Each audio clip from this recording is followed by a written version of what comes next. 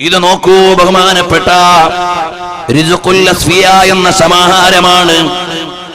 ഇതിൽ എന്തൊക്കെയാണുള്ളത്?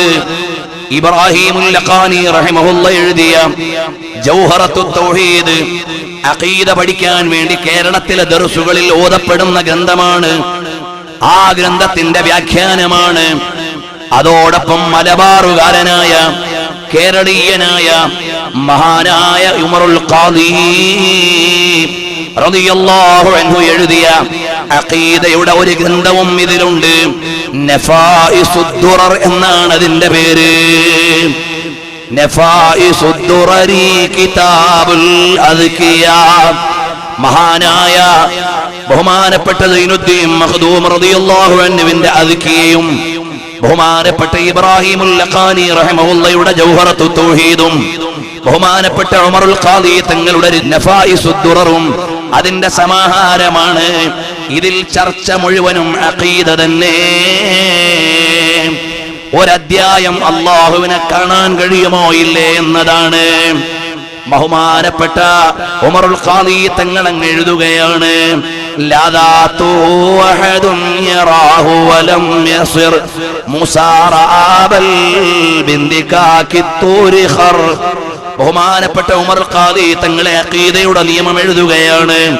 അല്ലാഹുവിനെ ദുനിയാവിൽ വെച്ച് കാണാൻ പറ്റുമോ ഇല്ലേ എന്ന വിഷയമാണ്. ലാദാതു അഹദുൻ യറാഹു വലം യസിർ മുസാറഅബൽ ബിന്ദികാകിത്തൂരി ഖർ.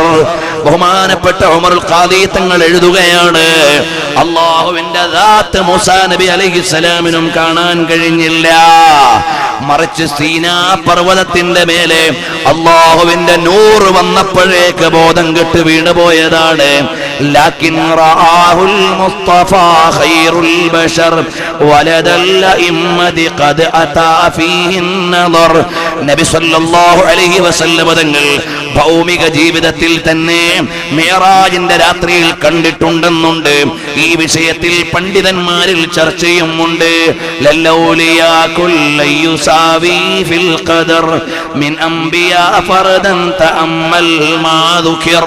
തുടങ്ങിയങ്ങോട്ട് അല്ലാഹുവിനെ വിശ്വസിക്കേണ്ടത് എങ്ങനെയാണ്, അവന്റെ സിഫാത്തുകൾ ഏതാണ്, അവന്റെ അർശിനെ കുറിച്ചുള്ള ചർച്ച എന്താണ്, അവന്റെ ദാത്തിനെ കുറിച്ച് അറിയേണ്ടത് എന്താണ്, ഇതെല്ലാം വിശദീകരിച്ചു തരുന്ന ഗ്രന്ഥമാണ് നഫായിസുദ് ദുറർ എന്ന് പറയുന്ന ഗ്രന്ഥം. കേട്ടോ സഹോദരന്മാരെ, അങ്ങനെയുള്ള പവിത്രമായ ഗ്രന്ഥങ്ങൾ ലോകത്തിന് അറബി ഭാഷയിൽ അങ്ങോട്ട് വരെ നൽകിയ ഇമാമിയങ്ങൾ കഴിഞ്ഞുപോയി.